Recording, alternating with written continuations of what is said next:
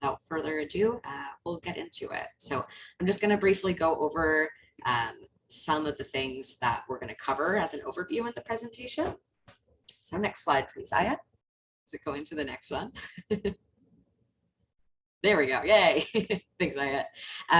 So what we're going to talk about today is we hear of things called the overdose crisis, but I'm going to challenge it and today talk about why we have a rising number of overdoses from the perspective of that we actually have a drug crisis. We have a supply crisis. There's a poisoning crisis that is happening. And we'll talk about some of the contributing factors that have created these conditions in which we have a war on drugs, why we have that, and why there are limited healthcare opportunities that are provided for folks despite us being in a heavy public health crisis.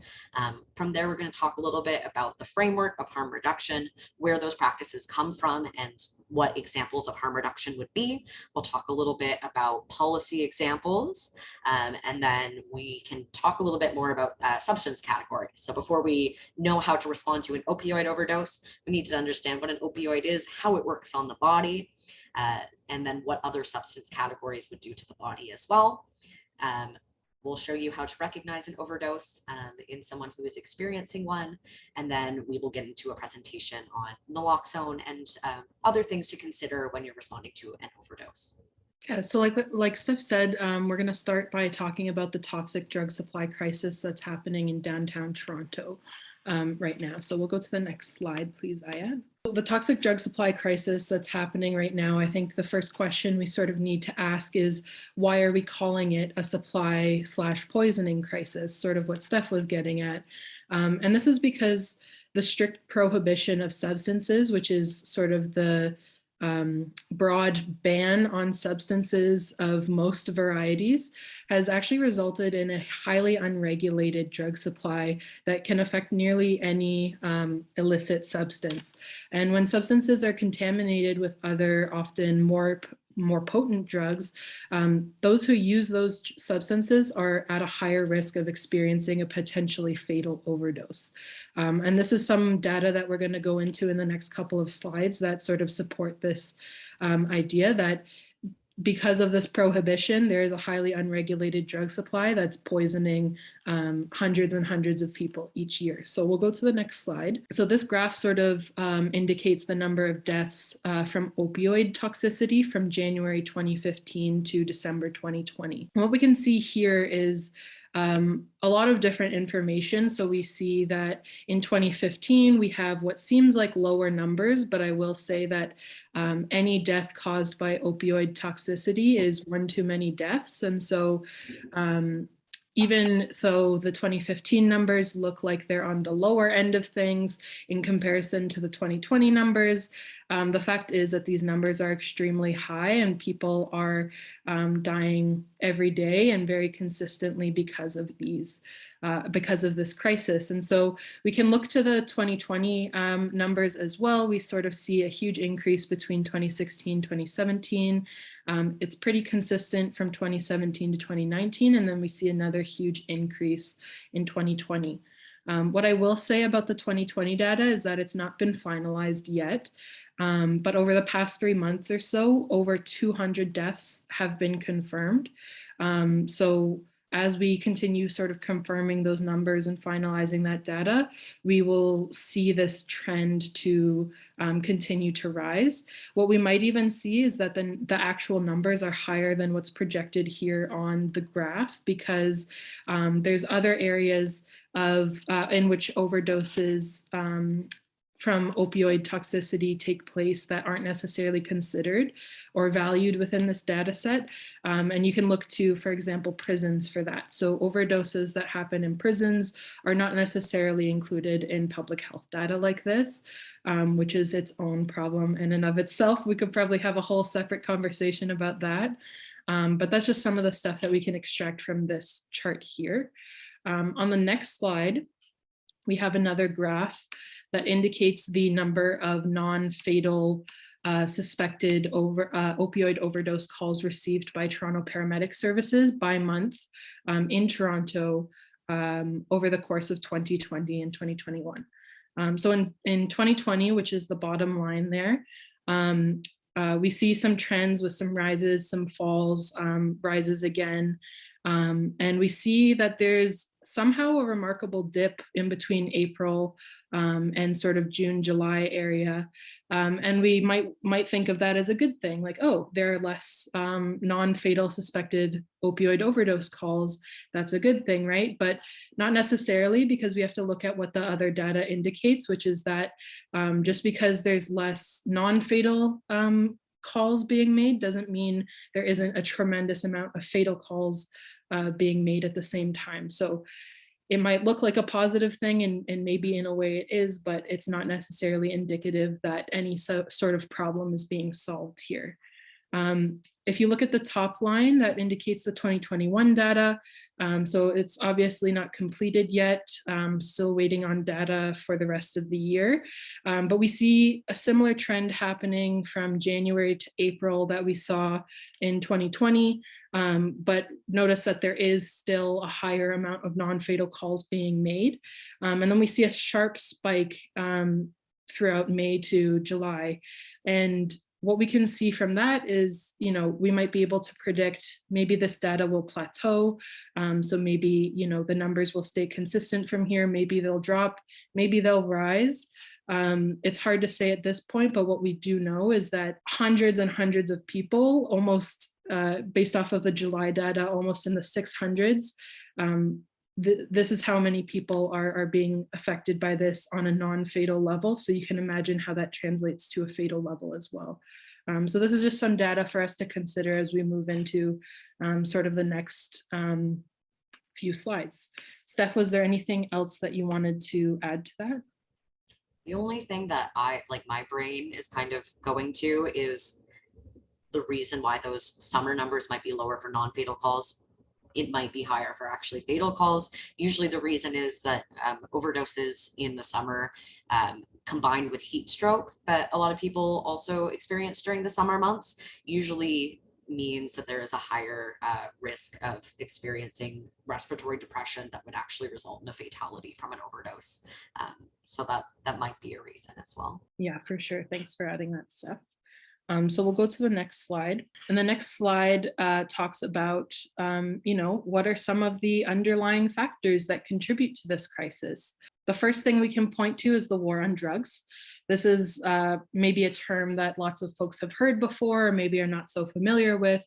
But what the war on drugs refers to is sort of this massive crackdown on substance use and substance users that actually stem from a lot of different places of oppression, which we'll get to in a moment. But basically, it's sort of this mass effort to enable prohibition on different substances that we consider illicit. What I want to say about prohibition is that prohibition and the war on drugs has always been rooted in anti-Black, anti-Indigenous, and anti-racism.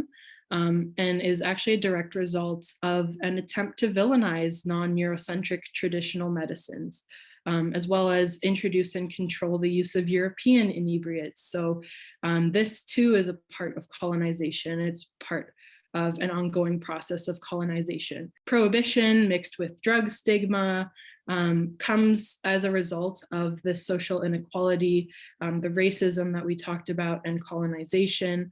It also comes from a lack of access to a safe drug supply. So as we were talking about earlier, the crisis that's happening now is not necessarily the overdoses themselves. It's the fact that we have a supply and poisoning crisis right now. And so there's a lack of access to safe drug supplies because it's completely unregulated as we speak right now.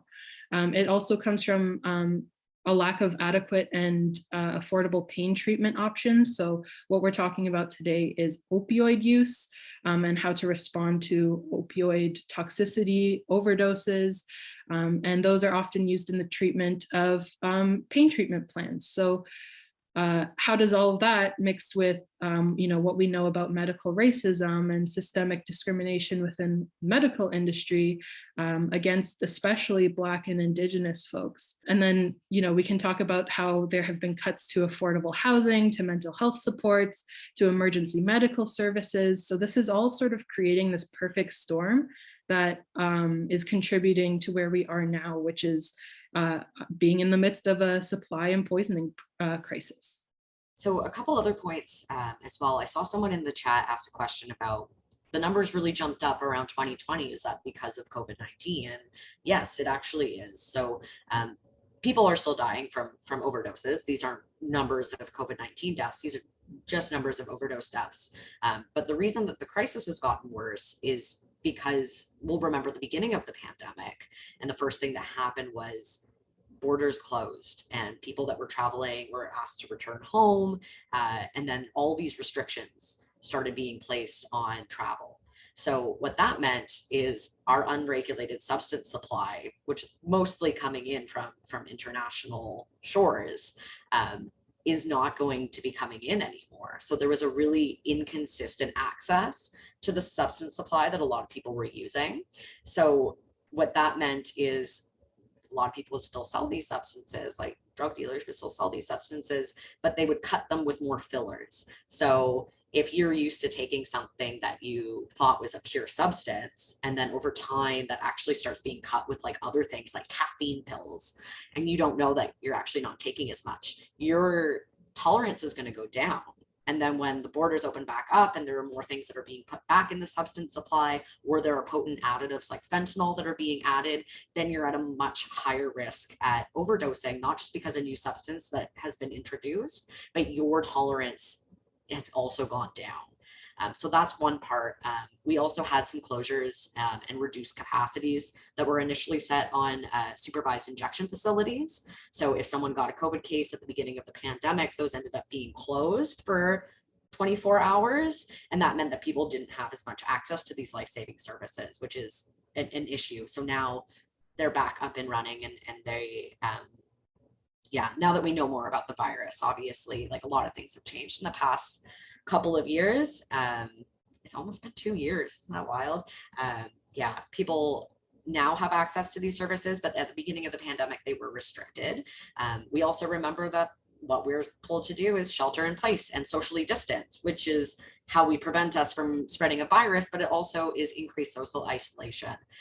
So that meant that people were more likely to be using substances alone if they were feeling maybe isolated from people. That was another reason they wanted to use a substance, because drugs act as social lubricants and help us experience other parts of our mind.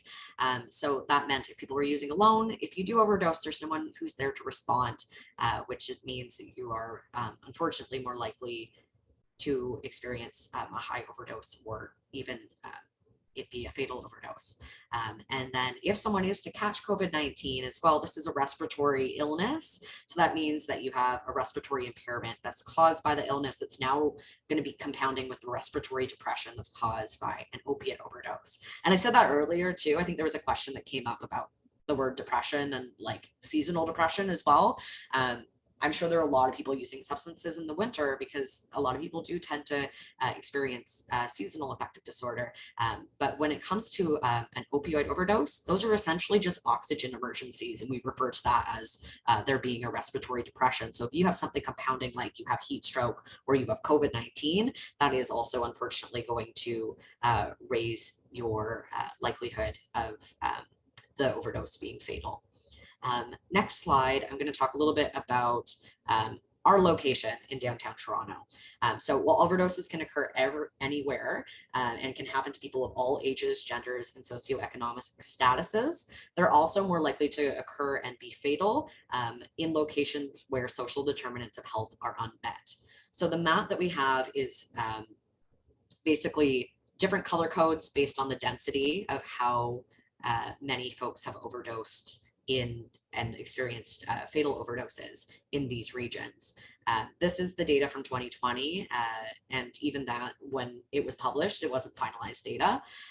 But what we see is section E is 50 plus overdoses in that area, and that is right downtown Toronto. So in downtown Toronto, there's a lot of gentrification, there's vacant housing units, but there's also a lot of people that experience homelessness. And this exacerbates the housing crisis that leaves a lot of folks without housing. So a lot of the social services that are supposed to serve communities that are made marginalized by systemic oppression are actually located right downtown in the downtown Toronto core. Same with our university. However, many services have limited capacities to provide harm reduction services or may have discriminatory policies in place that refuse housing to people who use drugs. So for this reason, a disproportionate amount of overdose deaths are occurring in downtown Toronto, where our university is located as well.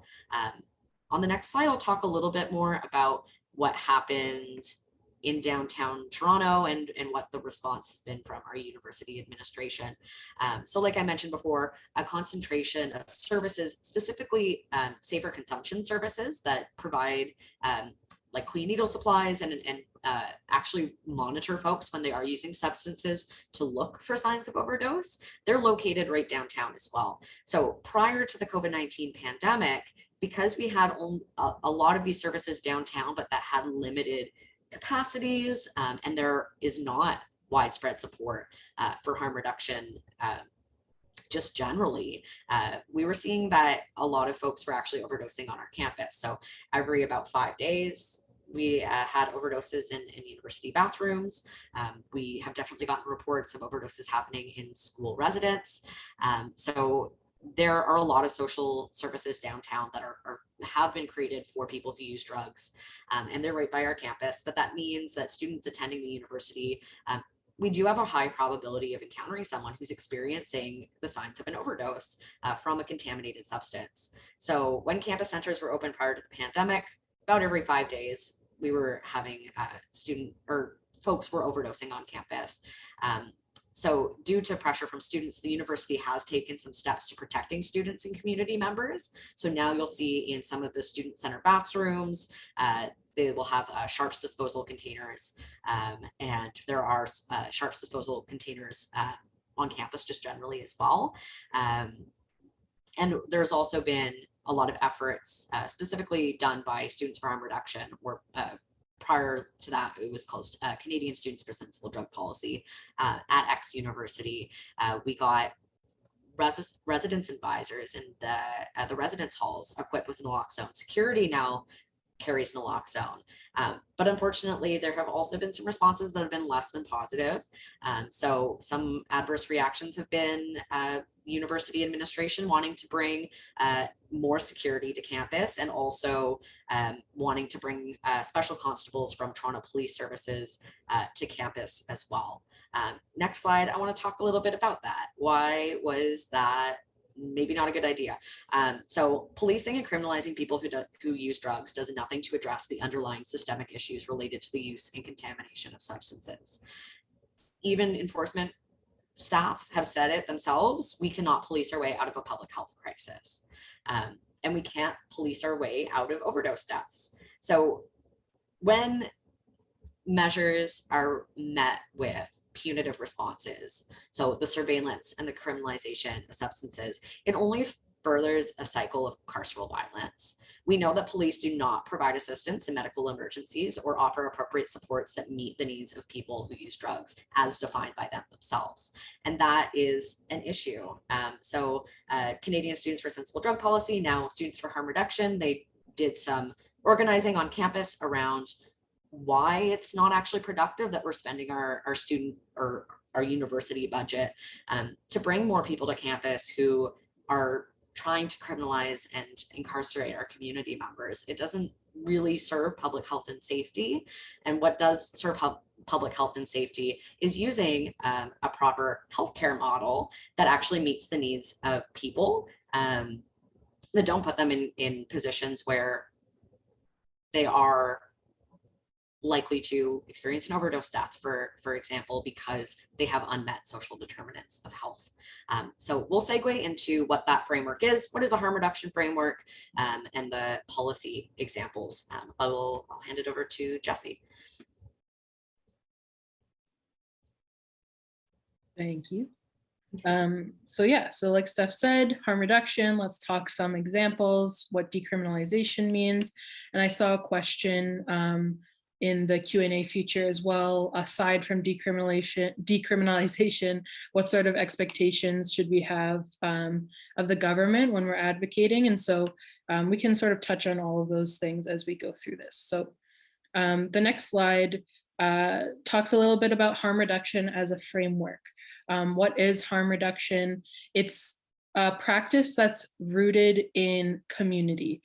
So it's rooted in community-based practices of the people who are impacted by whatever the issue is that we're talking about. So in this case, the harm reduction we're talking about is rooted in practices of people who use drugs.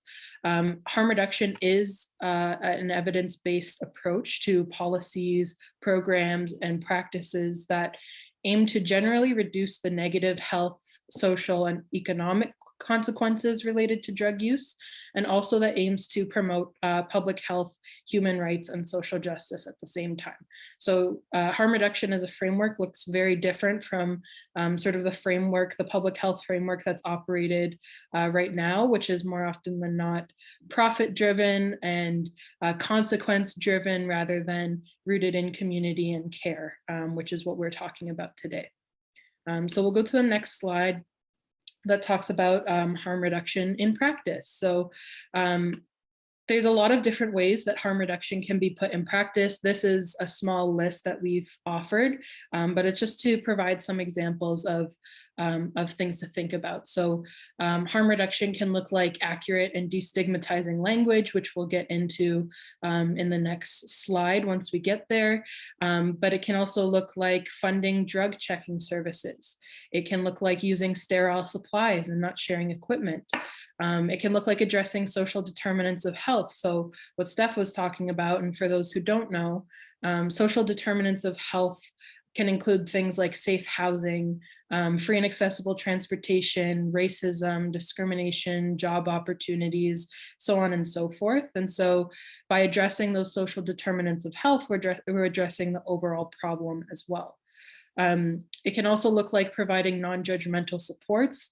So it's all well and good to have the supports there, maybe the medical attention that's needed, but if it's coming from a place of judgment, and again, that idea of consequence and persecution, then really it's not helping ultimately, and it avoids the point of what harm reduction is all about. And then finally, we have meeting people where they're at and valuing their self-determination. So that means people make choices that we might not always agree with, but we believe in the autonomy of people and the self-determination that they have a right to. And so harm reduction is respecting those values and meeting people where they're at and doing our best from there. So these are some ways that harm reduction can be put into practice.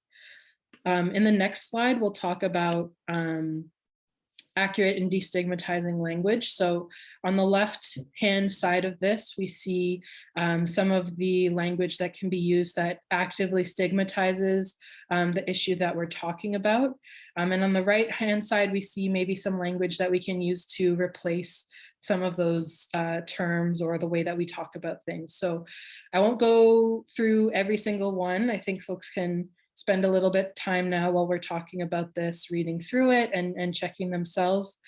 A couple that I will go over on the left-hand side, we see former drug addict or referring to a person as being clean. And then on the right-hand side, some of the destigmatizing language and some of the more accurate language that we can use are people who have used drugs or people who have lived experience using drugs, people who are abstaining from drugs or who are sober.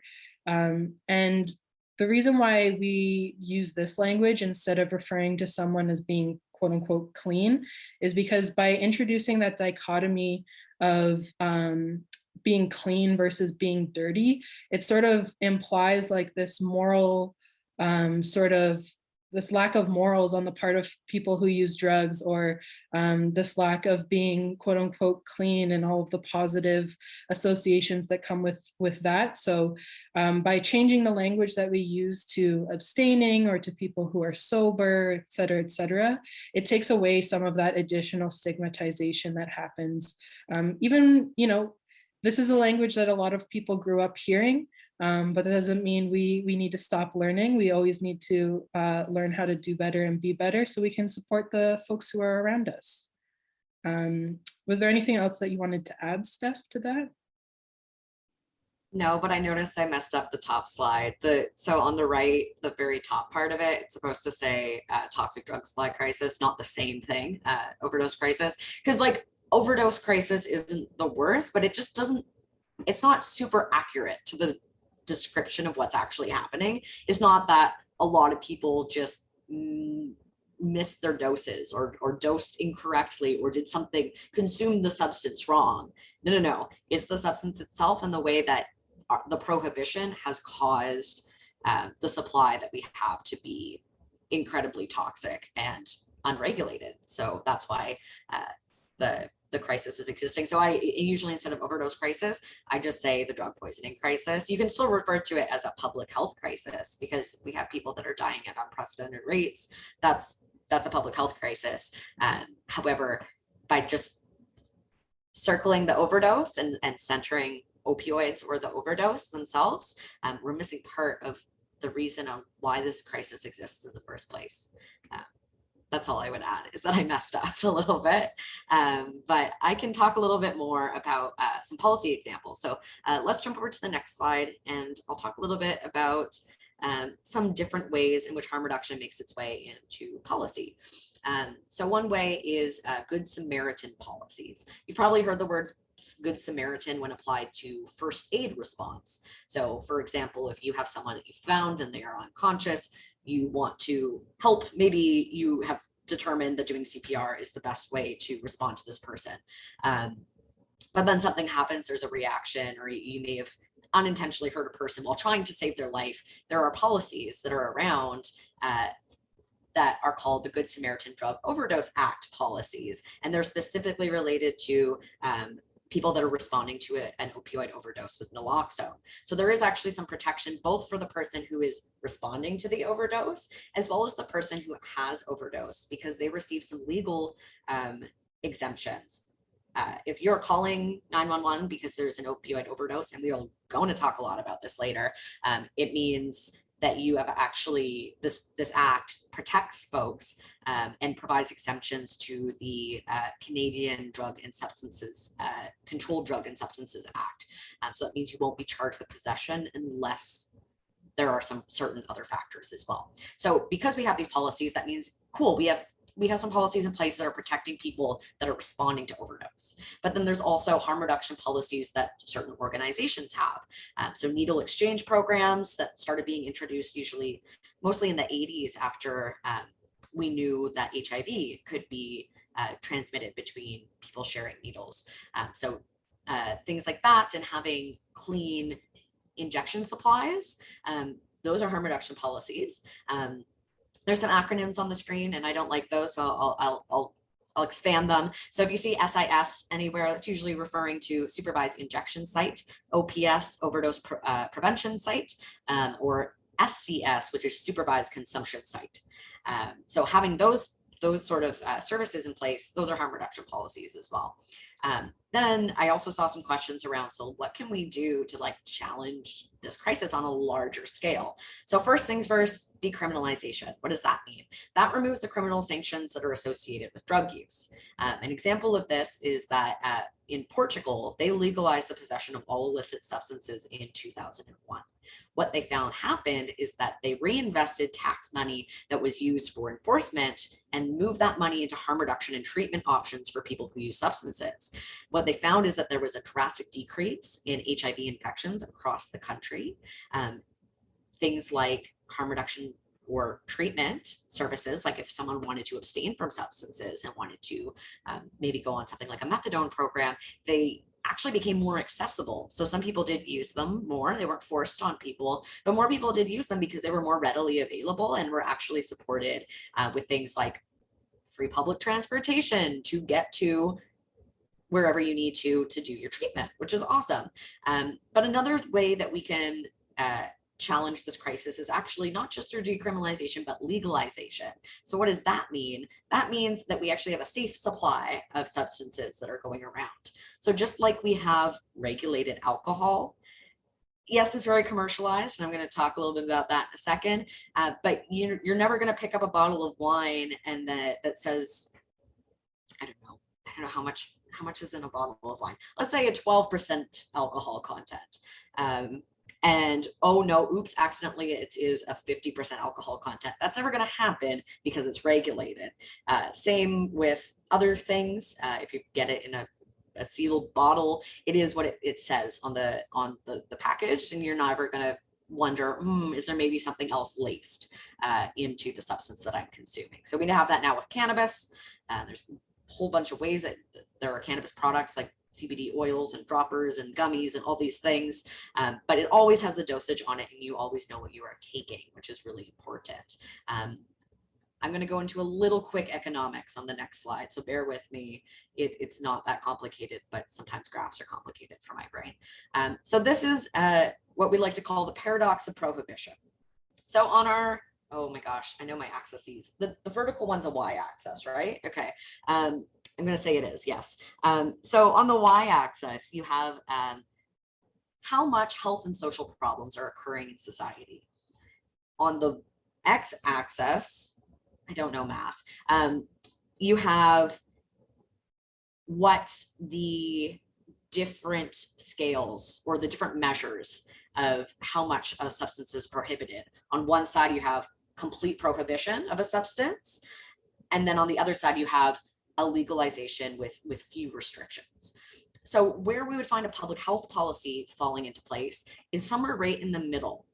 When you're at a market regulation of a substance, that is when you have the least social and economic problems that are happening. So like, for example, this slide is like a U. On one side, you'll see the illegal market, things like, it says cannabis on that side, but this is from before cannabis was legalized, but things like heroin, cocaine, methamphetamine. So they're prohibited, but we're seeing that amongst folks who use those substances, there are having a lot of health and social problems. But a public health policy would be somewhere in the middle that compromises this. On the other side, you also have some things where it's legalized, but the amount of restrictions that are put on something, or like the fewer restrictions that are put on something, means that people have access to the substance that may not need access to the substance. For example, like alcohol is regulated, but we know that teenagers drink alcohol. For example, like there are few restrictions around those. What we need for effective legalization essentially is something that pairs the needs as defined by people who use drugs themselves with a proper harm reduction framework. So there is also knowledge being disseminated on safer substance use. We never actually really learn about like how to drink and harm reduction around drinking, even though teenagers have access to alcohol. Like I never had a positive alcohol talk in school, or talking about how you can check in with your friends or what to look for signs of alcohol poisoning. That was never taught to us. It was just that it was available. So for us to have legalization and then also minimal social and health problems, legalization should not be used for the maximization of corporate profit, but rather for the safety and well-being of people who use substances that incorporates a harm reduction framework. So I also saw a question in the chat earlier about like, if we were to legalize or decriminalize something, is that like a municipal policy? Is that federal?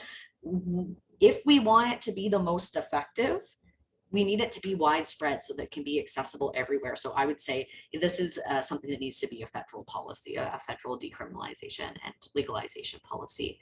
But unfortunately, until then, we do have to test substances to make sure that they don't contain some sort of potent additive. So next slide, really quickly, I'm going to talk about two things. where you can test your substances, but also I'm going to talk a little bit about naloxone as well. So next slide, please, Aya. So someone in the chat earlier asked a question about naloxone kits, because we, for this event, had a sign-up sheet. So we originally had it, so someone asked about the October 20th thing that it says in the sheet. We had it so that folks could register beforehand and we could send the kits out, but we noticed that there weren't a lot of registrations, so we reshared the link last night. I do only have 30 kits that were donated that I will be mailing out. So the first 30 people that did respond to that, I will be mailing out kits this week to you folks. I have them all here in my closet. But otherwise, there's also some places that you can pick up a kit if you are unable to access the only 30 that we have, unfortunately. Are you able to pull up the next slide? It has some, there we go. Some places that you can access, one, drug checking services, but also these places do have naloxone distribution programs as well. So we have Parkdale Queen West Community Health Center, South Riverdale, the Works, that's right downtown near our campus. It's on our campus essentially. Moss Park, and it says Parkdale. Oh, there's two Parkdale Queen West. There's a Parkdale site and a Queen West site. So what is drug checking services? These are actually centers that have a special permit that allow exemptions to be made to the Canadian Controlled Drug and Substances Act. So they can test for potent additives like fentanyl. They will also, so they will test your substances there. There are also things you can order online, for example, like fentanyl testing strips, things that only test for one substance in particular. It doesn't do a formal analysis of everything, but you can buy things like fentanyl strips where you can just put it in whatever substance you're taking and let it soak, and it will show you with a like pH colored line whether it has fentanyl in it or not, which is kind of cool. But they won't detect the presence of other substances. So things like benzodiazepines, for example, that might inhibit a worse overdose because it's a depressant like an opioid. So I would suggest that if someone is unsure of what they're consuming, please go have it professionally checked. And these are the places where you can do so. So yeah, that is, someone also asked, oh yeah, you can also get naloxone kits from most pharmacies. Usually what they'll ask for is a health card, but I've had friends that are like international students that don't have health cards, and they've usually just given it to them anyway. Sometimes people don't love going to the pharmacy. Sometimes the pharmacist should be able to give you a rundown of how to use the naloxone kit. But sometimes, one, they don't have them in stock. Sometimes they won't give them to you if you don't have a health card or whatnot. So I usually find that these places are the best to go get the kits, so that you just have the least amount of barriers as possible. Oh no, I do have one more. So I'm also going to talk a little bit about safe supply on the next slide. So what does the term safe supply mean? It's essentially what happens when we have legalization. So we need a safe supply of opioids and other drugs to end the overdose crisis. And that also includes other substance categories, because if we have a safe supply of opiates, that's great, but that doesn't mean that fentanyl isn't going to be put in with a stimulant like cocaine. So we need all substances to have safe supplies. But until then, unfortunately, we have to act as first responders for our community members and just continue to try and advocate for decriminalization and legalization. But now we'll get into a little bit about what an overdose is and how we can respond as first responders in our community as well. So I'm going to pass it back over to you, Jesse. Or no, is it me again? It's you again. It's me again. Never mind. Okay, we're going to go to the next slide. All right, so we're going to talk about substance categories, what an overdose is, what naloxone is, and how it works on overdoses. So first, we're going to start with substance categories. I find the easiest way to describe these is you got your uppers, your downers, and then your hallucinogens. So the things that are more, they're all psychoactive. They all work on the brain, but people find that hallucinogens are like psychedelics, things that might give you fun visuals, for example. So what do I mean by uppers and downers? So usually things like depressants, they're what people refer to as downers because they slow down the central nervous system. What they do and what opioids do, because opioids fall into this category, they are also referred to as narcotics. Opioids might be referred to as narcotics, but they are classified as a centrally active analgesic. And what that means is that it, yes, slows down the central nervous system, but your central nervous system also, it's going to have, when opioids are adhered to your opioid receptors in the brain, it's used as pain treatment options, usually less pain people start to experience. And opioids can be a wide range of things. It could be prescription medications like, your Percocet. It could be things like heroin that are more often street drugs. But all those things are opioids. But there are other things in the depressant category as well that work on other receptors in the brain, like your GABA receptors. So one thing is benzodiazepines. Those you may have heard of the name Xanax, Zoloft, Ativan, Valium. Those are benzodiazepines. We also have GBH is another. GHB, I'm dyslexic and I can't get letters straight often, which is another depressant. Alcohol is also classified as a depressant because it slows down the central nervous system. Usually we'll find similar things in the way that overdose presents in all of these shared depressants. There's also stimulants, which is about the opposite effect. These are things that speed up the central nervous system.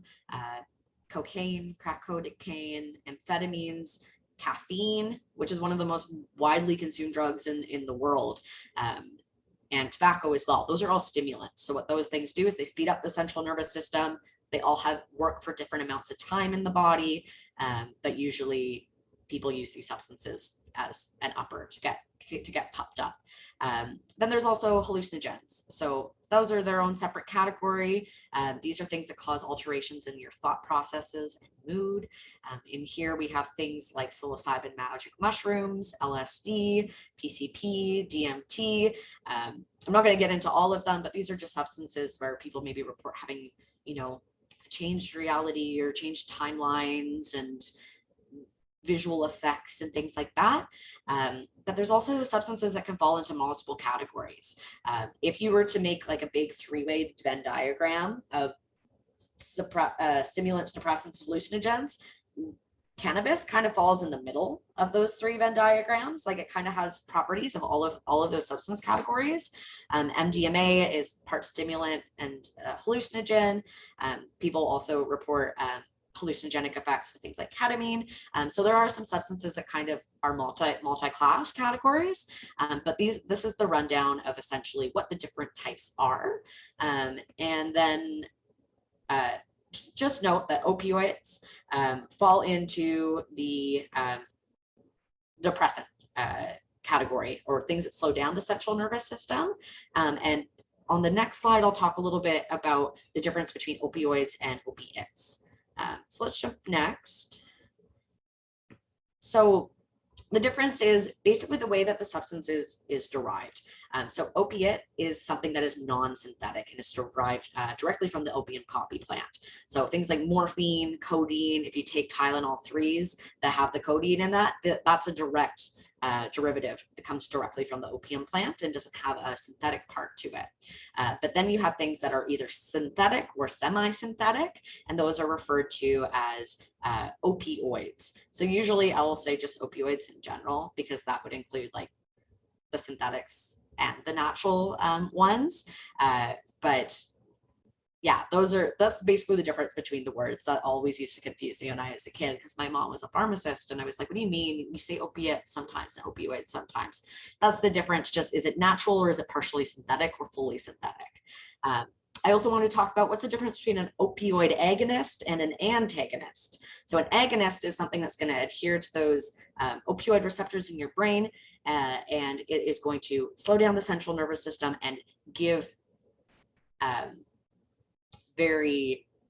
almost went protagonist. It's going to do the effects that those substances have on those receptors. Like it slows down the central nervous system. Your pain receptors are a little more silenced. That's what an opioid agonist is. But then an opioid antagonist is something with a higher affinity to those opioid receptors than the opioid agonist. It bumps them off and it gives the opposite effect. It antagonizes the opioid receptors so that it's great because it pulls someone out of an overdose. So if you give someone naloxone when they've had too much heroin, it can bump off those receptors and the person can start to breathe again. But unfortunately, for some people, it will also give them withdrawal effects. And we'll talk a little bit about that in a second. So let's talk about how opioid actually works on the brain, because I keep pointing to my head. But Jesse will explain it on the next slide of what an opioid receptor actually looks like. Or did I skip naloxone? Let's do naloxone and then Jesse will tell you how it works. We'll get into the fun diagram of the receptors and stuff after this. But yeah, let's talk about naloxone. Now that we've sort of learned about the agonists, let's learn a little bit about the antagonists. So naloxone is a drug that can temporarily reverse the effects of opioids and opiates in the case of an opioid overdose. It's a antagonist that's competitive, basically, and it has it's capable of onsetting very rapidly and for a very short duration of action within the body as well.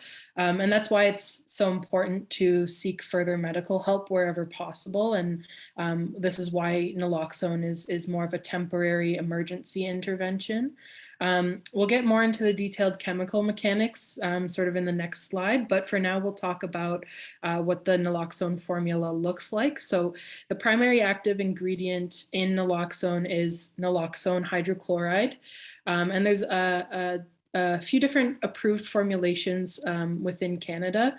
So the first one we see here come in single dose ampules, which we'll show you when we get to the practical section of this presentation. And then the second comes in the form of an intranasal spray, which we'll also get to. So these are the measurements for these are outlined on the screen here.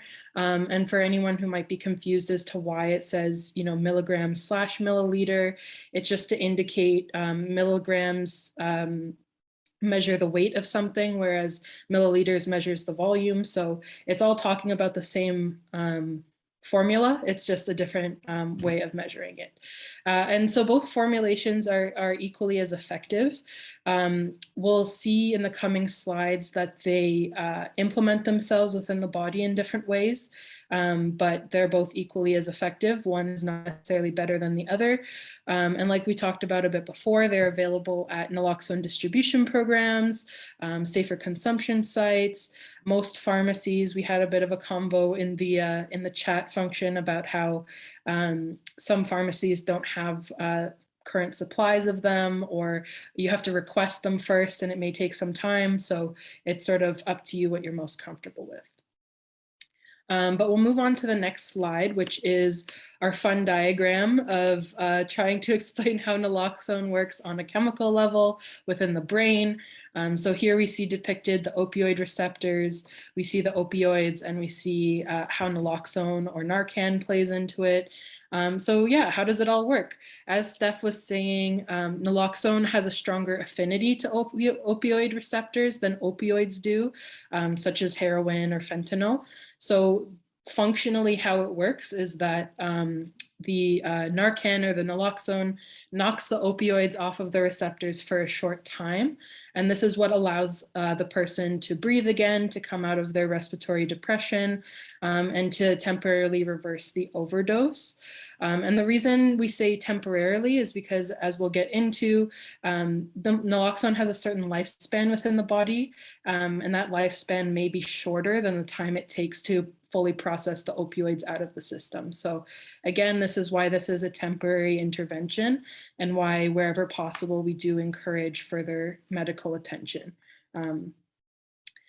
Something to note is that by applying naloxone, it may actually cause withdrawal symptoms in someone who is dependent on opioids.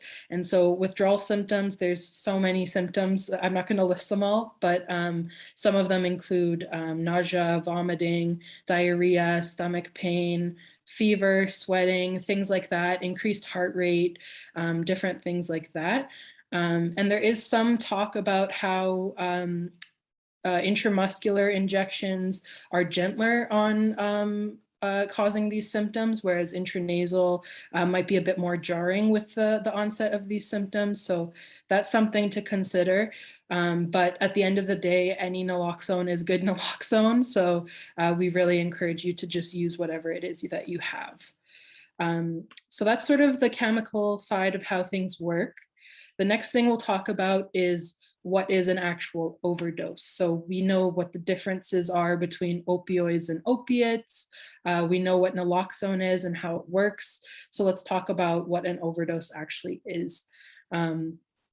It's basically an overdose occurs when a drug or a combination of different substances overwhelm the body. And as a result of that, the central nervous system is no longer able to control basic life functions, such as breathing, heart rate, body temperature, consciousness, so on. And an opioid overdose, as Steph mentioned before, is an oxygen emergency. You've heard us refer to that in different ways, such as respiratory depression, a respiratory emergency, an oxygen emergency. They all mean the same thing. It means that someone is not able to breathe, basically. And so the process of that is that as the overdose comes into effect, the breathing slows down, breathing can eventually stop, and then from that, the heart eventually stops, which is why time is really of the essence in interventions like this. We don't want to get it to the point where the heart stops and we have to do CPR. I think I'm passing it back to Steph for the next one. Yes, you are. I'm going to talk a little bit about how different types of overdoses based on substance category affect the body. So for the depressant category here, we're going to focus on opiates because other depressants are going to present similarly, but not to these extremes. Like, for example, someone who is experiencing an alcohol overdose, they might experience something like the body trying to purge that substance, sweating, things like that. Or losing consciousness is also a thing. But with opioids, it's going to look a little bit different. When someone is experiencing an opioid overdose, first things that you're going to check for is their breath, because either the breath becomes very shallow or they stop breathing. Their skin can change color from the lack of oxygen in the blood. So might look for people with a lighter skin tone, more of a blue or a purple undertone to the skin. People who maybe have a darker skin tone might look a little gray or ashy. If your lips start to look white or have a blue tinge to them, that might be another indication that we're having a lack of oxygen. I usually check nail beds too if a person isn't wearing nail polish, because if their nail beds are blue, often the extremities, like your fingers, are the things that are going to lose oxygen the fastest when your body's trying to hold on to it. So if a person is also not breathing, they're going to start gasping for air. So you might hear something like a snoring sound or gurgling sound in the back of their throat. If you are able to open their eyes, their pupils will be pinpoints, not large, very, very small pupils. And if they lose consciousness, this is when we want to intervene in the overdose. For stimulants, it's going to look different. You're going to have more of the increased central nervous system activation. So foaming at the mouth, the pulse is racing. For some people, it activates seizures, not for everyone. Heavy sweating, chest pain, you'll notice that in stimulants. Hallucinogens, you're just going to maybe have something more like a trance-like state or something that is activating psychosis for folks. That's what an overdose of those substances would look like. Not all overdoses are also fatal as well. I think a lot of the time when we hear overdose, we think, opioid overdose, but like a friend who drinks too much alcohol and throws up, they have overdosed on their alcohol. Their body wasn't able to handle it. They weren't able to perform everything their body needed to, and it needed to clear that out. That is an overdose as well. So we don't always have to define something by, the adamant risk that is associated with it. There are a lot of things that are just taking too much of a substance that can also be considered an overdose. But what we're going to focus on in the next few slides, especially as we get into the naloxone stuff, it's going to be on opioid overdoses, and those are ones that can absolutely be fatal. And that's why we're going to talk about this. Next slide, I'll talk a little bit about ways that you can make sure that you are reducing the risk of overdose of any kind. So first thing is, are you mixing your substances? Avoid using less drugs or medications and alcohol. If you are starting to mix, like let's say I smoke cannabis regularly, I drink wine regularly. Tonight I would like to drink wine and have cannabis, but it's the first time I'm ever doing that. I usually drink 2 glasses of wine. Today I'm going to have 1, and I usually, smoke a joint, I would do half. So that means you're using a little bit less of each, less of a risk of your body experiencing something that you don't want your body to experience. Drug tolerance is a thing, so be really aware. Drug tolerance can differ with a lot of things. Like if you have stopped taking a substance, you've taken more of a substance, your tolerance has raised. If you have been experiencing a lot of stress or illness or life conditions, medical health conditions, your tolerance can go down as well. Best saying is a rhyme: start low, go slow. Take breaks with different substances. And if you're noticing that your tolerance is really increasing, you can try switching up the way that you use that substance if it is a substance with multiple ways of using. So for example, some people have said, oh, my cannabis tolerance has gone up, I'm going to try taking edibles or something. So there are different ways that you can use substances to mitigate the rise in tolerance or just change the way that you're experiencing it. So also there are things like drug potency, quality. Ask trusted sources about a new supply, or go and test your substances. You can check your pills at the places that we referenced earlier. So things like the Works, for example, if you're on campus. Try not using alone, because if you're using alone, then that means that you don't have someone who's there to respond. Even if you are using alone, I usually recommend just like keeping your naloxone close.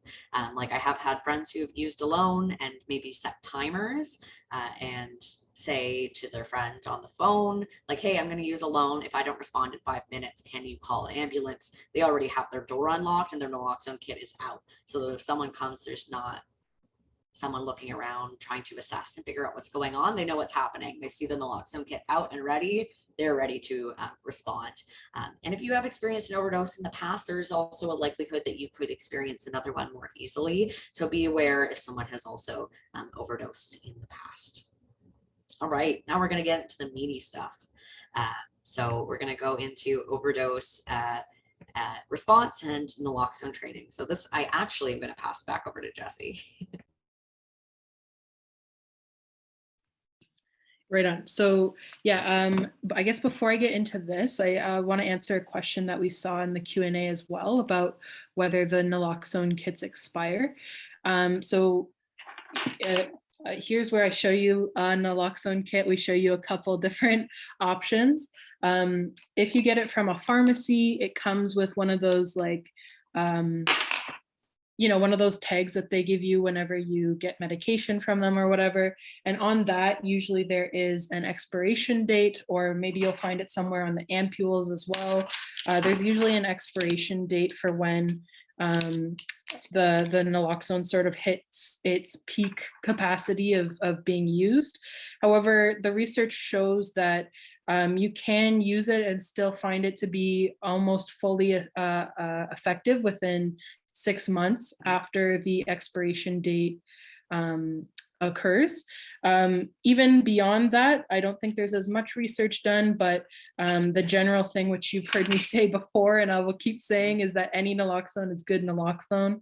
So even if the only thing you have is an expired kit, it's better to use that than nothing at all. So that's just something to know. Now we'll get into the naloxone formulation. So with intramuscular administration, the time that it takes to come into effect is typically within 2 minutes. And the duration of effect is between 30 to 90 minutes. So we see, there's a wild variation in how long this can last within a body. It all depends sort of on the individual. It depends on whether they're dependent on opioids, their substance use in general. And typically when you're responding to an emergency situation, you don't have these details of the person's medical background or what have you. So again, it's just important to use the naloxone that you have available to you. One method is not necessarily better than the other, but you'll find at like safer consumption sites and things like that, that they tend to use one over the other because they are more professionally trained than maybe the average Samaritan might be. So that's the intramuscular details. With intranasal administration, the time to come into effect is also typically within 2 minutes. So even though it's sort of more of a direct injection into the brain, almost, it does still take typically up to 2 minutes to take effect. And within the body, it lasts longer, so it can last up to 2 hours.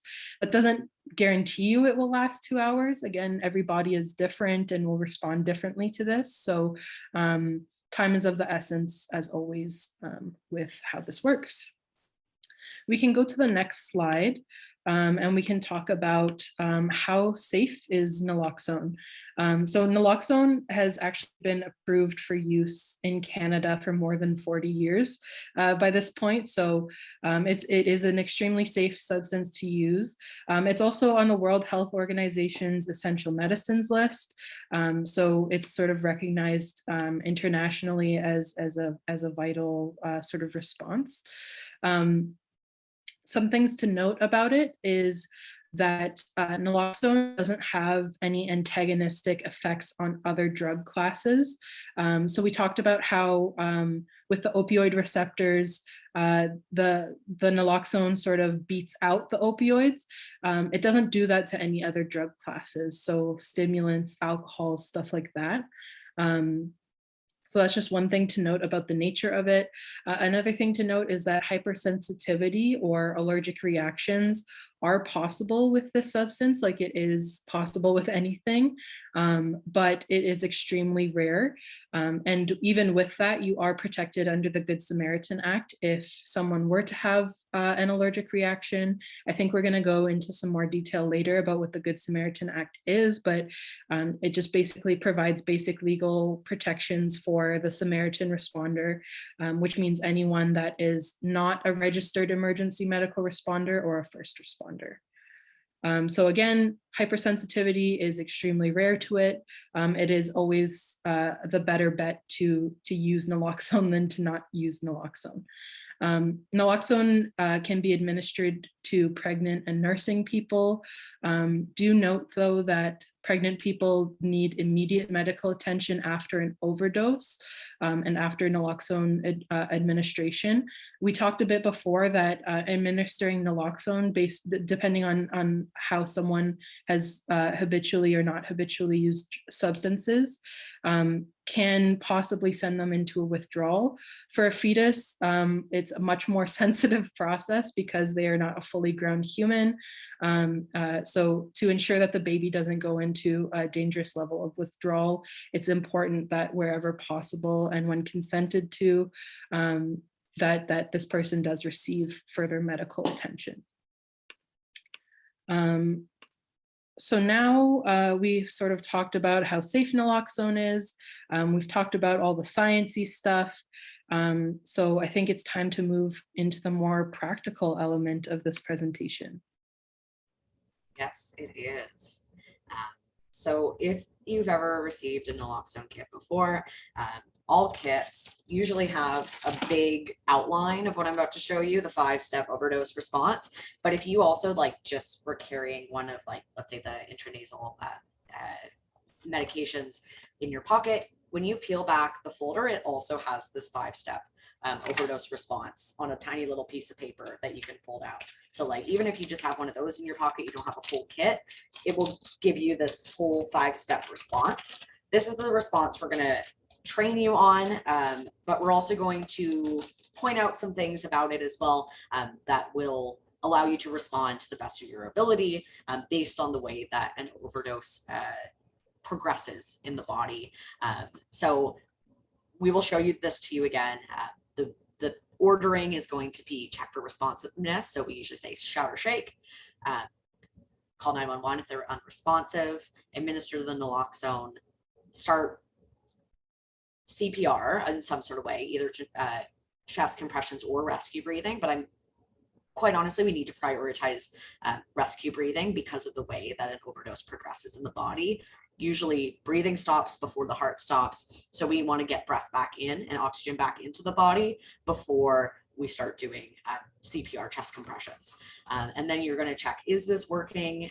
If no, in 2 to 3 minutes, because that's about how long it takes the naloxone to start taking effect in the body, you're going to want to repeat, keep checking for things, and give other doses. Before I get into this in detail, I want to say that this is what I usually like to have folks do in like a very big emergency. They weren't expecting this to happen. This is an easy steps to follow. I consider these steps as being, severe overdose. This is what you want to follow, or someone who's new to responding to an overdose. This is the steps that you would want to follow. The reason is these steps prioritize calling 911, which can be really helpful in a lot of circumstances because you can have someone who is, the dispatcher on the phone. They can help you with some things and talk you through it and maybe set timers for it's been 2 minutes, time to give another dose. But unfortunately, calling 911 also increases the chances that police may show up on site and there may be some sort of harassment of folks who use substances. I'll talk about the next slide really quick. This is just points for consideration, not necessarily an alternate way to train folks. This is usually what I follow if I was responding to an overdose, and that is the same thing. So check it for responsiveness, checking the airway. So checking to see if there is, breath on the back of your hand. We'll talk about some ways that you can check for responsiveness and check for breathing. Then if I'm finding that there's no breath or it's very shallow, we'd give rescue breaths first. And then administer the naloxone. And this is more appropriate. Like, let's say I was hanging out with a friend and I knew they were taking substances and I see them go down. I know that it just has started progressing. So I'm going to try and get some more air into their body. But if that's not working, the naloxone is what's going to be the antagonistic effect and going to bump those opioids off the receptors and get the person breathing again. So then we're going to give the naloxone. For some people, when like I know it's an overdose right away, I'm just going to go straight to the naloxone. But that also depends on, we're still in a pandemic. Sometimes that means you don't want to be going mouth to mouth with a stranger. But if it's your friend that you're in the same social bubble as, I would usually prioritize doing the breaths. But then same things, evaluate and support. If you are, responding by yourself and you need to go get help, make sure that a person is put in the recovery position. So they have a clear airway while you are absent as well. I'm just gonna see if I missed anything on this. No, that's about it. Let's get into the 5 steps. Yeah, so before I get into the first step, there's a couple questions that are sort of relevant to this area that I want to try to answer. In terms of where to stick the needle for intramuscular, I'll get into that in a few slides once we once we sort of try to practically demonstrate as much as we can from a virtual setting to you folks how to use them. So we'll get to that in a bit.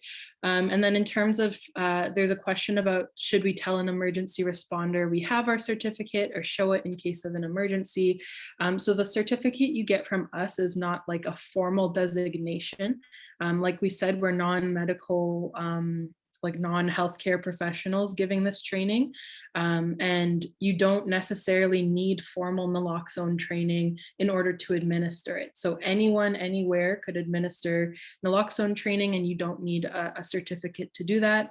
The certificate we're providing is more for your folks' convenience and for your future reference and to use however you'd like, but it's not required in terms of intervening in a situation like this. You could honestly probably watch a 2-minute YouTube video and also have a basic understanding of how to use naloxone, and it would be just as helpful as what we're learning about today. So that's a really good question, but you don't need to necessarily inform anyone that you've been formally trained or trained in any sort of way. Steph? Can I add a quick 2 cents? There are these little like cards in the back of most naloxone kits. And some people fill these out just after the pharmacist has given a quick 2-minute intro to them. And it's just to say that if you want, you can put your name. It says, this is to acknowledge that blank has been trained in prevention and response to opioid overdose, including the administration of naloxone. And they would put the day that the kit was administered to them and just put the date that the naloxone itself expires, just as like a reminder to them. And if first responders show up, you can just be like, yep, this is what I used. It was me. I gave it to them. See, it was non-expired, or like whatever. But usually they don't ask for that. And then usually when I also get questions about like the credentials of like naloxone, it's really important to also understand that overdose response is practices that have been made by community for community. A lot of these practices have been created by people who use substances for keeping their friends and family alive.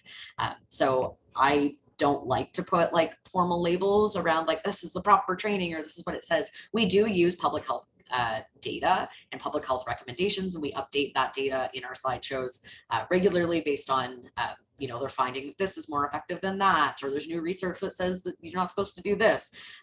But when given access to naloxone, people who use drugs far more frequently and more effectively respond to overdoses and prevent death than EMS workers. It's folks who have the lived experience themselves and are able to really see nuance in and understanding is, I think, a really important thing. And I don't like to, like gatekeep too much, a kind of practice that should be accessible and everyone should know for the maximum effectiveness as well. That's about it. 100%. I also agree on the gatekeeping element too. So yeah, great questions, folks. Keep asking them as they come up. There are a few outstanding ones that are in the Q&A that we'll get to sort of towards the end. But we see them, no worry, we'll try to get to them. So the first step here is shouting their name and shaking their shoulders.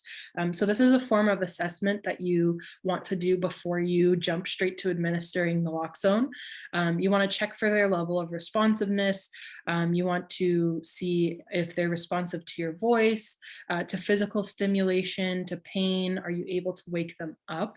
You want to start with verbal responsiveness. So using your voice, trying to shout or, call their name. Whenever possible, try to use their name. Obviously, you might not know this person's name, so that's okay. But when possible, use a person's name, and try to also name your actions before you do them. Folks in these situations can be aware in different ways. And so it's basic first aid practice to always announce your actions before you do them in case there is some level of understanding there. There's no surprises or anything like that. So before you move on to physical stimulation, try to verbally try to get them to respond. In terms of physical stimulation, you can try different things like pinching or shaking the shoulder. We have here sternum rub or pressing a pen into the fingernail. I will say about sternum rubs, there is a possibility that that will cause someone to projectile vomit. And that is not something that you want to be dealing with on top of a respiratory emergency, because it can cause choking depending on how they're laying, and it can cause health issues for you. It's just a whole level of extra sort of thing that you don't need to be dealing with. So whenever possible, try to avoid a sternum rub, and try to go for other things like a neck pinch or a shoulder pinch, or putting pressure on the nail bed, whatever it might be. After we check for responsiveness, if that's not working, we need to check the airway. Are you hearing that death rattle that Steph was talking about earlier? Are you hearing a deep snore, some gurgling? It's important to listen and take a look in their mouth if possible, to see if there's anything obstructing the airway. Again, we are in the midst of a global pandemic, so your level of comfort with those sorts of interactions might be different. Do what you can based off of your comfort level. This is an emergency, so it's whatever you're comfortable doing. You're not beholden to any laws or anything like that in terms of how you must respond to someone. These are just best practices and the best sort of way that we can support people who are going through emergencies like this. So whenever possible, try to check the airway and listen for their breathing. And then that leads us to checking the breathing. Can you see their chest rising and falling? Is the pattern of it sort of erratic? Is it slow or irregular? Are they gasping for breath? A way that you can check their breathing level is by putting a mirror or phone under their nose and seeing if it fogs up. That indicates that breathing is happening there. But yeah, just always be aware of how you're interacting with people's personal spaces, and just be cognizant of the fact that different people have different traumas related to, you know, potentially being unconscious or being not able to respond in a physical way, and having people touch them or interact with them. So just be cognizant of that. Someone may wake up swinging. It's just sort of the nature of how this works. We're just trying to get people help wherever possible. So we'll move on to the next one. So what's important to note at this point of the process is, like, how do you tell the difference between someone who's intoxicated or really, really high and someone who's experiencing an overdose? So with intoxication on the left-hand side of this chart, we see different symptoms of that, which could be that their muscles become relaxed, their speech is a bit slower or slurred, they could look sleepy, but they would respond to stimulation like yelling at them or shouting their name. They might be nodding off, going in and out of wakefulness. You do not want to administer naloxone to someone who is high. You can stay with them and monitor their signs for whether an overdose could occur, but you do not want to administer naloxone to someone who's high. And that's like a couple different reasons why. One, it infringes on the autonomy of the person who is experiencing their high. If they're not in a medical emergency, it's not really your right to be administering drugs to someone. That's just one of the reasons. I kind of lost my train of thought, but I hope you can imagine there's a lot of different reasons why you shouldn't be administering drugs to people who are not in a medical crisis. The next column shows us signs of an overdose. So you might be worried about, like, okay, even with these differences, how can I tell? There's pretty clear signs to look for in terms of when someone is going through an overdose. So that could be deep snoring or gurgling, which is that death rattle again, or wheezing, a change in skin tone. They could have pale or clammy skin. They would not respond to stimulation, the stimulation that we went through on the previous slide, and their breathing is very slow or irregular, or it has stopped. So that's why we start with the shout and shake, is because it determines whether someone's intoxicated or if they're actually going through an overdose. Pass it to Steph to take us into the next step. Yes. We're going to do some quick, heavy policy and consideration stuff, and then we'll get into actually administering both types of naloxone. So first things first, if you are to call 911, if a person is unresponsive, here's a sample script you can use. Hi, I'm calling from this place. You want to be very specific about where you are. So not only, I'm calling from the Victoria building at X University. I'm calling from 275 Victoria Street. We're at the front entrance. We want to be very specific about where you are, state the nature of the emergency. We have a person here who is not breathing. They are not responsive. It is up to you if you have recognized that this is an opioid overdose, it's up to you to decide whether this is information that you want to tell someone. If you need help with the naloxone administration, you can absolutely be like, yeah, this is an opioid emergency. I have naloxone though, and say I need an ambulance. And can you talk me through it? For some people, there are a lot of folks who are often, even if there are exemptions to being charged with possession during overdose calls, there are still a lot of chances that a person could experience unpleasant, unwanted interactions with police. Sometimes I say I only need an ambulance. Sometimes I don't say that it's an opioid overdose. I've definitely called before and not, like I had a friend who was experiencing an alcohol overdose this weekend, Halloween weekend. We love it. And, you know, when they came, the paramedics were asking me like, you know, is this an opioid overdose and whatever. It wasn't. So I was able to say like, no, and I checked for the signs and I was monitoring this person's consumption. But there are times where I haven't said, I've just said, yeah, I just need an ambulance. I had no indication of it's an opioid overdose, but they've still sent police cars anyway. That's definitely happened before. We can't control what ends up happening. It's just, these are factors to consider when you're saying, but it's really important to state what you are able to respond to, and state maybe if there are things that you are not comfortable with. Hey, I have intramuscular naloxone. This is my first time doing this. Can you help walk me through the steps or whatever? 911 may ask you to do CPR, but remember you only do chest compressions if a person's heart has stopped, if you cannot detect a pulse. If you're unsure of the heart activity, do 1 to 3 rescue breaths first. See if there's color returning to the person's face, and that would mean that the heart is beating. So you should be okay. Yeah, and I also mentioned there are some things you can do, like ask the dispatcher, can you set a 2-minute timer for me? I just gave my first dose of naloxone, if that's something that you've ended up telling the 911 dispatcher. I know I'm talking about all these hypotheticals. Let me talk about the Good Samaritan Act on the next slide, and it will explain a little bit about what I mean. So what is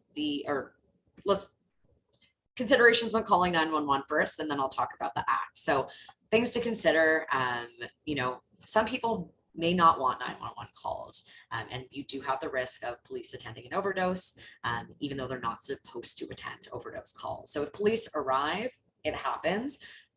It's your duty then in that case to practice police observance until they leave the scene, to ensure that the person is not neglected, mistreated, criminalized, or arrested unjustly. So state what you are equipped to handle. If there are things that you are not equipped to handle and you need assistance with, you can identify that to the dispatcher. Share pertinent information only, so signs and symptoms. If you have administered some sort of treatment, what their person's status is, you know, okay, this person, I'm noticing that they have a pulse, but they're still not breathing, for example. If opioids were involved, you can let them know that naloxone, you have it, and you're planning to administer it, or you have administered it. And then again, if they may ask you to do CPR, if you cannot detect a pulse, so be ready for that. Some other considerations is that ambulances get charged to your OHIP card.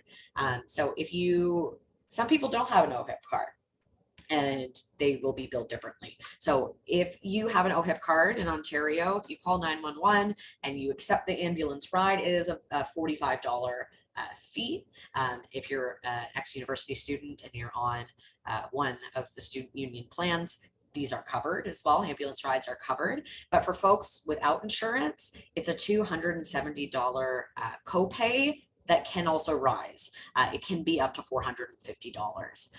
So it's not our place to judge someone's circumstances of whether they have an OHIP card or not. It is simply our job to try and save their lives. So if someone's unconscious, you're not going to ask them like, do you need me to call an ambulance? Like, you make the decisions that you think are best for them. However, that being said, you're not responsible for any costs associated with calling an ambulance for someone else, regardless if they have an OHIP card or not. So let's say they came and they responded to the overdose, the person starts to regain consciousness. When a person accepts ambulance transportation, that's at the point that they are accepting costs associated with the service. So if a person doesn't want to be billed and they don't want to be transported to the ambulance or transported to the hospital by ambulance, they can just decline the service at the time of the incidents. Most ambulance crews, all ambulance crews, because they're regulated, have a report called the Land Ambulance Call Report, as opposed to the air ambulance call report, because it's not a helicopter, it's a land vehicle. And there's a section called the refusal of service section. And every crew holds this, so you can just, if a person doesn't want to go to the hospital, they're refusing service, you can just say, oh, they're going to refuse, can we sign the land ambulance call report? And then they will not receive a charge for the ambulance services at all, which is important to note too. Now I'll talk about the Good Samaritan Drug Overdose Act. So we'll do that one on the next slide.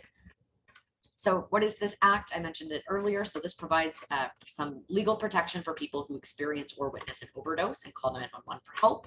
It should protect individuals from charges for possession of a controlled substance. And that includes instances of pretrial release, probation, conditional sentences, and parole. Note that this does not provide legal protection when an individual has outstanding warrants, unfortunately, or are on parole for a drug-related offense, or if they are proven to in any way to be part of the production or trafficking of controlled substance. It's also important to note that police are supposed to observe this act, but many do not act in good faith. So when you do call 911 and you are asking for EMS, there is a likelihood that police may still arrive, but then again, it's important just to act as a legal observer to make sure that everyone is treated safely in that scenario. Those are the main things to consider. Just remember, they do not need to, you're not responsible for the cost of an ambulance, but that's the main thing. Someone may be billed for it if they choose to accept the service, maybe not. If they choose not to accept the service, they will not be billed, and you will not be billed. Let's get into the administration of naloxone, the main part of the presentation. I'll hand it back to Jesse. Heck yeah. So step 3 is administering the naloxone itself. So it's important to start with one dose. Obviously, you don't want to be just pumping people full of Narcan. So administer one dose of nasal spray or injectable or intramuscular naloxone. So that can look like one Narcan nasal spray dose, which Steph will show in a bit, and then one injectable naloxone ampule. It's not both of these, it's one or the other. And just note that most naloxone kits come with 2 doses. So I'll show an example of the kit that I have. It has 2 syringes and 2 ampules, which you can see up here. And it also has some other stuff, which I'll get to in a bit. But you can see Steph's as well has 2 doses. Most come with 2 doses in case the first dose doesn't work or is not as effective. You can move on to a second dose, but we'll get to that in a bit. As we talked about before, both formulations are just as effective as the other. There's some differences due to preference and dose, but like we've been saying, any naloxone is good naloxone. So the nasal spray is sometimes preferred by newer first responders because it's a quick response. It's a little bit better for safety in that you're not dealing with the sharps that come with breaking open an ampule, and you're not dealing with a needle, which is also a risk.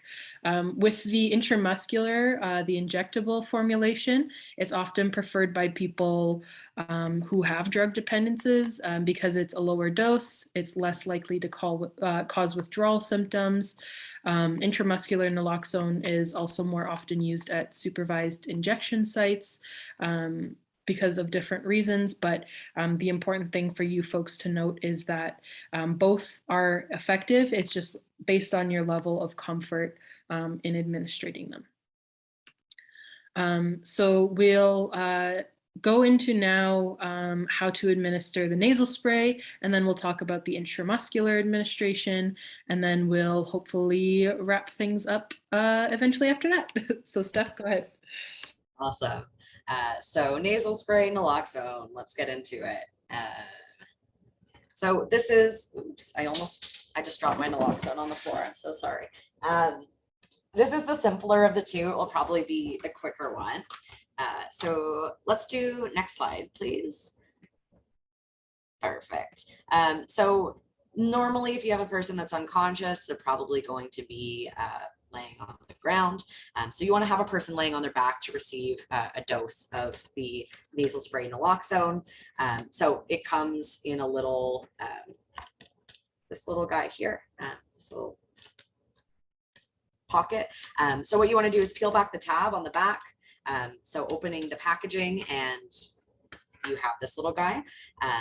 So you don't want to press or prime this device, because this is one dose and you want it all to go into the person's nose.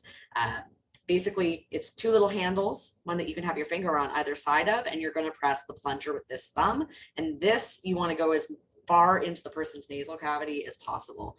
So tilt the person's head back so that it's going on an angle, and provide support under the neck gently with your hand. So you're going to insert this tip of the nozzle into one of the nostrils until it's as far as you can get it, and your fingers are on either side of the nozzle and are against the bottom of the person's nose. Again, you don't want to press or prime it.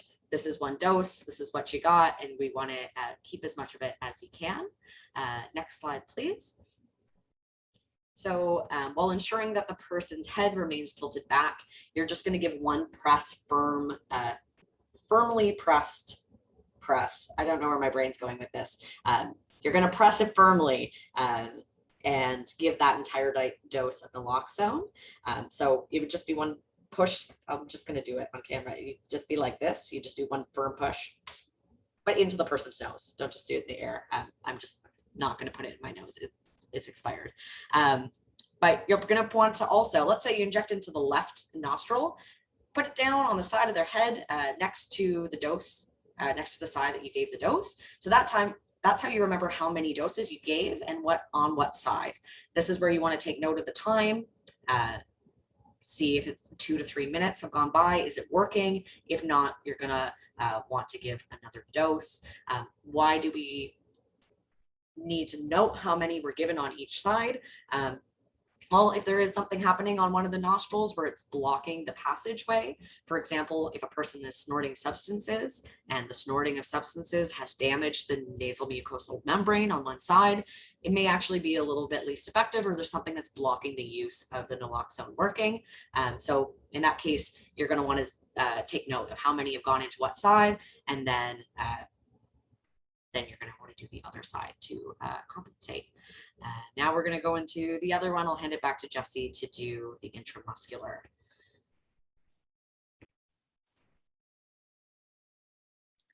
Sweet. So now we're going to get into the intramuscular naloxone.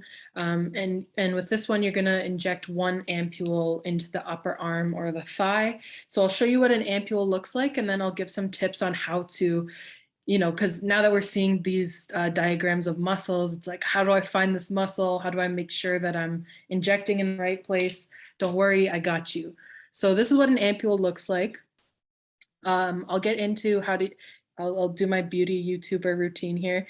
We'll get into how to use the ampule in a moment, but that's what the ampule looks like. And you're gonna inject it into the upper arm or into the thigh. So I'm gonna try my best to show you on my own body how you can sometimes find the best place to inject. With the deltoid muscle or the upper arm muscle, you can try to find the bone that's sort of at the rounded edge of your shoulder. From the point where your bone is firm into where it starts to get a bit more squishy in your arm. At that sort of border between the bone and the muscle, you can place 2 or 3 fingers. Depending on how big your fingers are, it will depend on sort of what you choose to do. But within sort of the 2 to 3 finger range, at that point there, at the bottom of that range, that's where you're going to complete the injection on the arm muscle. You can use a similar tip on your leg muscle. I don't know if I can really show super well. Hopefully you can kind of see my leg, sort of. You can use your full hand for this. So from wrist to the tip of your finger, you can find sort of the joint of where your thigh meets your torso. And what you want to do is just line up with wherever that, again, that border is. And then at the tip of your fingers, you can inject either on the side or the front of the muscle there. So those are just some tips on how you can find the muscle if you're super worried about injecting in the wrong spot. That's just a couple of tips that you can use. We can go to the next slide and we'll get into the actual administration of it.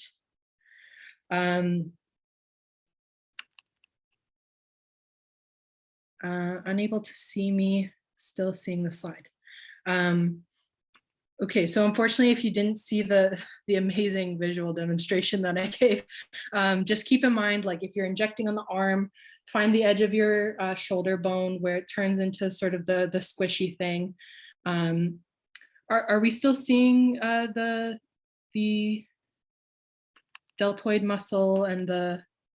We're on the next slide. Do we want to go back one? I don't know. I'm just getting some feedback in the chat that I think we're still seeing the.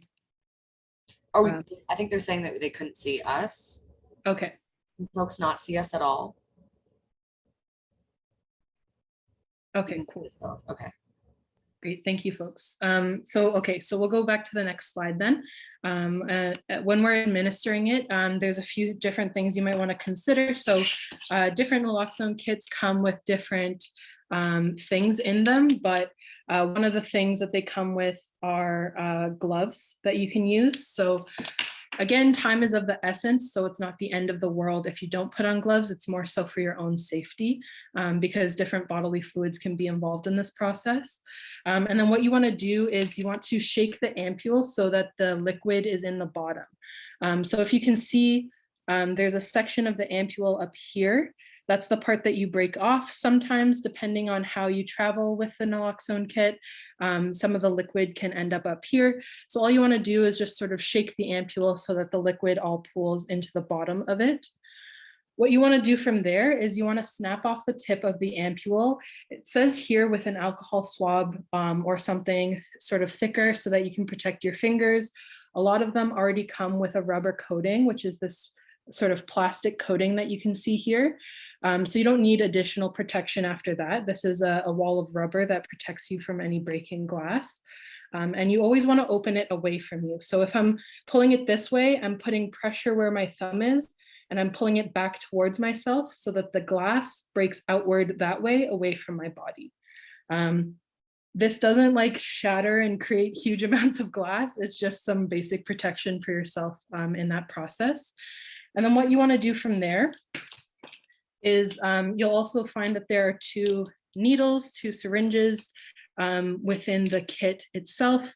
What you want to do is remove the cap. You really can't see it super well, so I do apologize, but there is a cap that's protecting the needle inside the package. What you want to do is remove the cap off of that, keep it handy nearby for when you dispose it, but you want to remove the cap and then you want to place it into the opening of the ampule.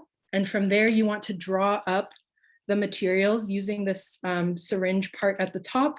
You want to slowly and steadily draw up all the naloxone until it's all within the syringe here. What you want to do from there is the actual application process. So the needle is able to go through like jeans, sweaters, light jackets, stuff like that. Do not attempt to remove anyone's clothing. We are not asking you to do that. We are in fact advising you to not do that. Please just pull down clothes or away from the injection site if you need to, but it can go through like thin sweaters or jeans or pants like that. You can, if you want, a lot of naloxone, at least the injectable naloxone kits come with alcohol swabs. You can swab the site if you want, but again, time is truly of the essence when you're intervening in this way. So it's not the end of the world if you don't swab and clean the site. A minor site infection is a lot better than respiratory distress or death. So really it's whatever allows you to complete the task the fastest. We'll go on to the next slide.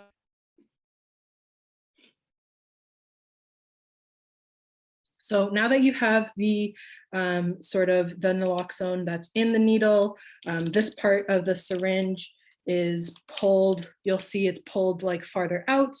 What you want to do is plunge the needle into the upper arm muscle or the thigh muscle at a 90-degree angle. So using that technique that I showed you before, you know, your 3 fingers down.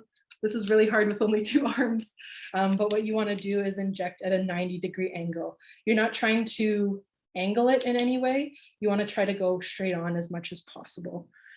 This part makes some people cringe, so I'm really sorry, but I have to say this.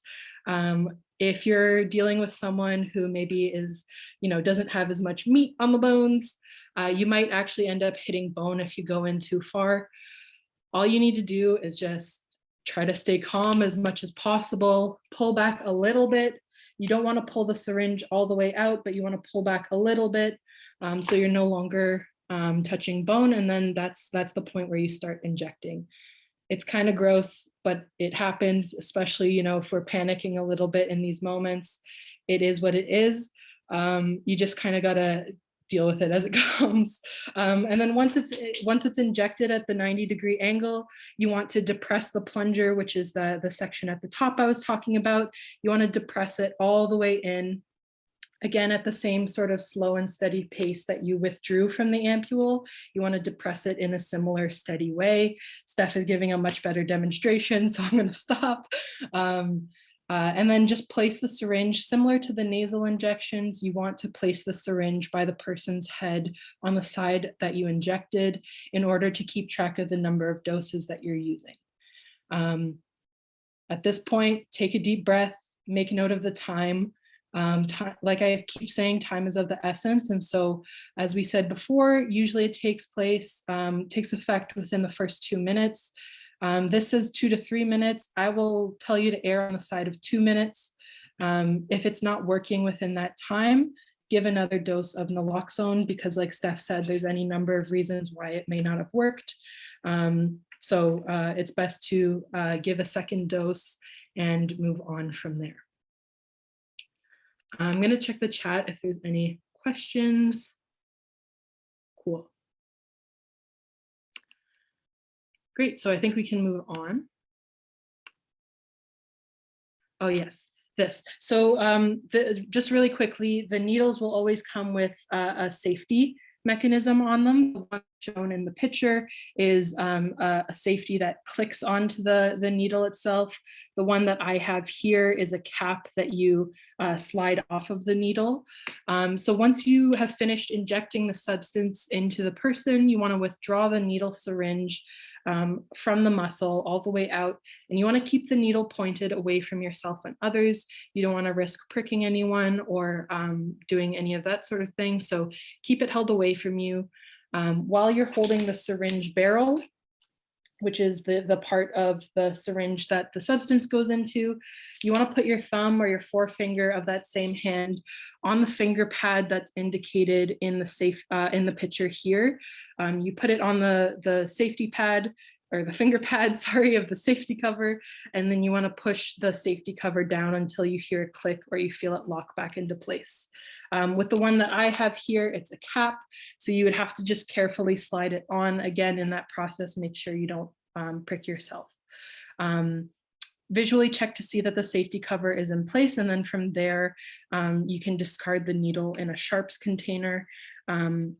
Sharps containers typically look like, I think, green or yellow, like thick plastic containers with a biohazard symbol on the side. But what you want to do, if you don't do that is, or if you don't have one of those sort of present around you, you can use like a glass jug or like a juice jug or something like that in order to temporarily store the sharps. Hopefully that makes sense. We will try to get through the rest of the presentation presently. sorry, I was just looking at a couple of questions. I saw someone had asked, like, what if we give the naloxone, but maybe it's not working because like it's not actually an overdose. That's okay. Things like the rescue breaths and the chest compressions can still help in that case. But remember, naloxone has no effects unless there's an overdose that's happening. So it's not going to harm a person unless they have a very, very rare reaction to naloxone. They might just be like allergic to it. So in that case, you don't have to worry. It's fine. It's not going to affect the person in any way. So as far as CPR, remember what I said before, your breathing stops before your heart stops. So make sure that breathing is prioritized. How you can check for breathing, put your hand over the person's mouth nose area. Don't touch it, but just hover. See if you can feel breath. If you put a phone or a mirror and it fogs up, it might be indication someone's breathing, or you can get down at their level and see if their chest is rising and falling. If you're going to check the pulse, you can use 2 fingers on the carotid artery, middle and index fingers. See if you can feel a pulse on that side, just on the side of their windpipe. If you don't feel a pulse, that's when you're going to do chest compression, CPR. The ratio you want to give is about 30 compressions to 2 rescue breaths, and then repeat both until the ambulance arrives. Next slide, please. And yes, someone asked, are the slides available? We're going to post, the entire presentation will be posted on our Facebook page following this presentation. So as far as rescue breaths, most naloxone kits will come with some sort of barrier protection. The ones that I find most often are the plastic single-use CPR face shields. Basically, they're just a plastic shield with a little like cotton pad where the mouth would be. So it has a little diagram of where you put it over the face. This is one I've done before. So it shows where it goes. There's like it's not super visible. There's a mouth. You can see it on me. There's a little mouth hole. What you're wanting to do is, again, the person's usually on their back if they're unconscious. You can use a single barrier mask, but because it's a pandemic, it's not 100% that this will not transmit any sort of virus. So keep that in mind. That's a good part about calling EMS, is that paramedics have oxygen machines that they can use to stimulate breath on folks. So that might be another reason that folks prioritize calling 911. If you're giving rescue breaths yourself, you're going to want to tilt the head back again, so lift the chin up and support the neck. You're going to pinch the nose shut and then make a complete seal over the person's mouth. Blow in by breathing normally. I don't know why I always thought it was forced breath as a kid, like, no, you don't want to do that. Breathe normally for 1 second to try and make the chest rise, and don't blow air forcefully. Remember, we wanted to do about 30-second chest compressions to every for between breaths, and usually you want to wait about like 5-6 seconds between the breath, and the goal is to see color return to the person's face. And if you are going back and forth because you're not detecting a heartbeat, so you're doing the chest compressions and the breaths, 30-second chest compression to 2 breaths is the ratio that we want to take. Next slide, please. Positions for chest compression. So chest compressions, again, only want to do if there's no pulse. To do this, you're going to want to take one hand. So you got the meaty part that's going to go into the sternum of the person, and then the other hand is just going to make a fist over top. So you're in that position that's demonstrated, and you're going to want to lock your arm. So elbows are straight. You're pushing hard and fast with both hands in the center of the chest, and you want to go down at about 2 inches with each compression. You want to give 30 chest compressions at a 1-second interval, and then you're going to continue that and go back and forth with rescue breaths if there still is no pulse that's detected, or go right to rescue breaths every 6 seconds until the EMS arrives. I think that is it for chest compression. So let's talk about reanalysis. Yeah, so the last step here is assessing whether all of your hard work is working or not. If you're not seeing really any improvement in 2 to 3 minutes, sort of like we said, after the administration of these naloxone doses, give another dose of naloxone and continue, repeat step 3 and 4. So continue rescue breaths and or CPR until paramedics arrive or further medical help arrives. But yeah, if you're noticing that it's not working within those sort of 2 minutes, you want to continue repeating steps 3 and 4 until help arrives. The next slide indicates recovery position. So in the case that you need to leave and get help, or in the case that someone, maybe has started vomiting or something of the sort, you want to place them in the recovery position. And this helps clear any physical obstructions that are happening in the airway, whether it's by the tongue or by something else. And it also gives a clear route by which any fluids or substances can drain from the airway and prevent choking. And so how you want to do this is you want to take one of their arms. Usually I just go with the right arm, but it truly depends on the situation. You take one of the arms, place it on the opposing shoulder of the person. And then you want to, the same side that you chose the arm, you want to take that same leg, bend it so that it's at a 90-degree angle. And then at that point, you want to roll the person over onto the side so that they are using their knee and their elbow to keep them in this position and elevated, and their airway clear in that way. So the recovery position is something really helpful to learn, even if you don't use it in situations of opioid overdoses. It's just a good first aid thing to learn in general. So we'll go to the next slide. This is just a review of what we went through. So step 1 is shout and shake. Step 2 is calling medical help if they are unresponsive, keeping in mind sort of the restrictions that Steph went over and reasons to maybe not call 911. Step 3 is administering the naloxone. Step 4 is starting CPR, and step 5 is assessing whether or not it's working.